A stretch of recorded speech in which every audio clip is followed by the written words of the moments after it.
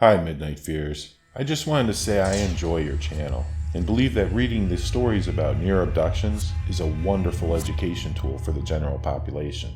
I consider it a public service, and I genuinely want to say thank you for doing it.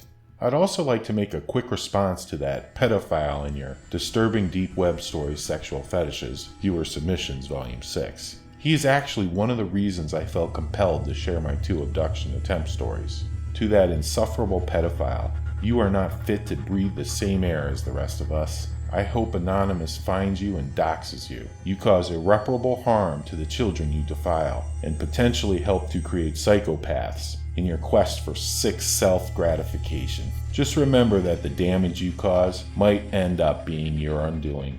I have included a link of a video you might want to watch, so that you may better understand why one of them may show up one day to gut you like a fish. There is no amount of money or clout that will save you from the fate they may end up exacting on you, and you clearly have earned every minute of it. Now, on to my 2 stories. This happened when I was about 3 years old. My parents had gotten divorced, and my mom and I ended up moving into an apartment. A man, who is now my stepdad, moved in with us. Well, they both loved playing tennis, and they would use the tennis courts at the apartment complex on the weekends. I, of course, had no interest, so I would just kind of walk around the outside of the court and play by myself, but would always stay close by. So one day, I was playing with this big beach ball, and it rolled out into the parking lot. When I went to retrieve it, there was this older man standing around the parking lot. He looked to be about 60, and he was wearing the standard 1970s kind of sports outfit. This was in 1978, by the way. I'd say he was about 5'11" and around 160 pounds. I didn't think much of him at first. He then proceeds to walk over to me and ask me where my parents were, to which I pointed to the tennis court. He then crouched down so that he was at eye level with me, and he asked me if I liked Barbies, because he had a bunch of Barbies at his house. I then asked him something to the effect of, why would you have Barbies at your house as a grown man? To which he replied, his niece would spend a lot of time over there. He then said he had puppies at his house too. I told him I didn't like dogs, so he quickly changed it to he had kitties at his house. Even at 3 years old, I called him out on his inconsistency. Well, he kept talking up how fun it would be if I came with him to play at his house. I, at this point, was ready to go off with him, believing it was going to be a fun day of playing at his house with his niece there. I remember telling him distinctly that I had to tell my mom where I was going. At this point, I should explain that my mom always made it very clear that I better never make her worry, or I was going to have hell to pay. My mom didn't beat me or anything like that, but if I made her worry because I didn't tell her what I was doing, I would get one hell of a spanking, and I knew this. She always came through on her word when it came to that. Anyways, he keeps trying to reassure me that I didn't need to tell my mom, and it would be fine. I told him no. I have to tell my mom, or else. He started to get annoyed, and he grabbed my arm to try and pull me. But he didn't want to cause a scene because there were other people around in the parking lot. I then did that classic kid squat down and pulled away and insisted that I tell my mom. He finally relented, and I went to tell my mom really quick that this man wanted to take me back to his house to play with Barbies and with kitties. My mom turned white as a ghost, and she asked where he was, so I pointed him out. My stepdad spotted him, and then, without a word, he just started chasing after him. Well, my mom took me home and called the police. Sadly, my stepdad wasn't able to catch up with him. He was too far away, almost to the end of the parking lot when my stepdad started chasing after him. I think he would have ripped him apart if he would have just gotten a hold of him. I want other parents to know their tactics and how some of them operate. You need to make sure your kids are aware of these tricks. Now on to my second story. When I was in middle school, there was this child abductor on the loose, and the school had even sent home flyers for parents to be aware of this guy. The flyer advised parents that until he was caught, don't let your kids wait at the bus stop alone. Take precautionary measures, and so forth. I remember this one day. I was out riding my bike around the neighborhood and saw this older vehicle that kept showing up on every street I would go down. I knew this wasn't a regular vehicle for the neighborhood, since I spent so much time in general riding around on my bike. He started to try to get closer to me, and he was really creeping me out.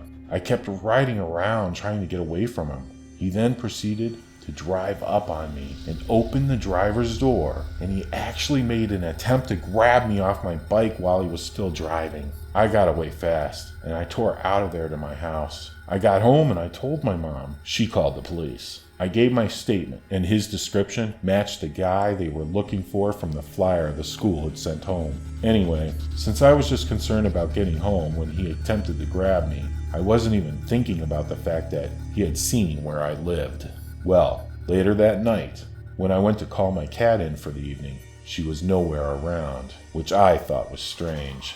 So my mom and I went out the front and started looking around and calling for her. We kept hearing her meow, but we couldn't see or find the cat. It turned out this sick pedo was holding my cat and hiding in the bushes to try and lure me over with the sounds of the cat meowing. Fortunately, my mom realized this, and she saw him, to which she promptly took me into the house and called the police again. This guy was eventually caught, but not on this night. Again, just like with the first story, make sure your kids are aware of these tactics. I hope this helps other parents teach their children how to not be victims of these demented predators.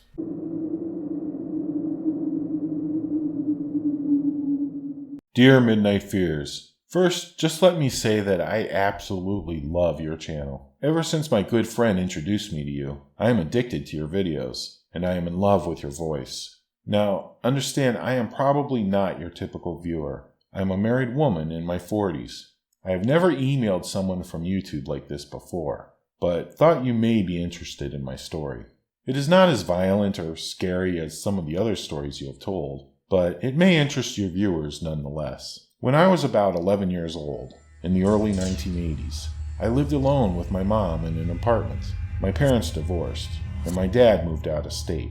It was probably for the best, but I really missed him. He was everything to me. You know how a little girl looks up to her daddy? I wanted to believe all men were like him and would care and look out for me like he would. It didn't take long before I learned the truth, that this was not the case. Anyways, my mom eventually started dating, and before long, she had this boyfriend. He wasn't too terrible, but looking back now, I can see some of the disturbing behavior on his part.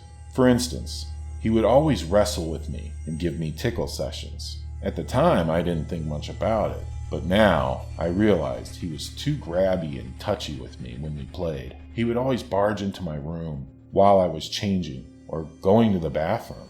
He would just walk in if I was taking a bath and so forth. I didn't realize that he was creepy until I got older and knew better.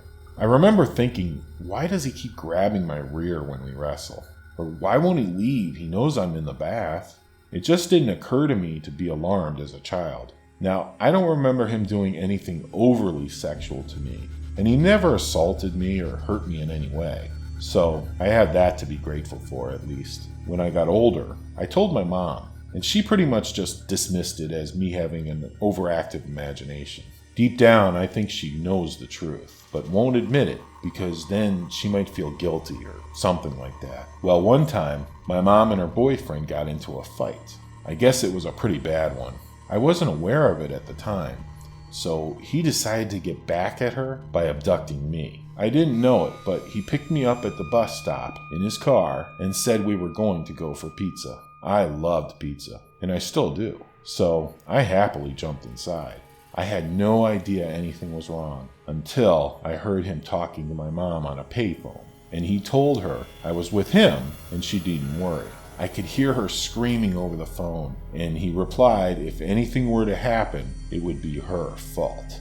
I knew something was wrong, and the feeling of dread in my stomach told me I needed to go home. I felt as if I was in danger. I could tell he was lost in thought and wasn't really paying attention to anything else. He was nervous and jittery. I was as nice as I could be at this point, and I subtly tried to convince him to take me home. We got pizza and ice cream at the mall. Something else that I didn't think much about at the time, but today makes my blood run cold.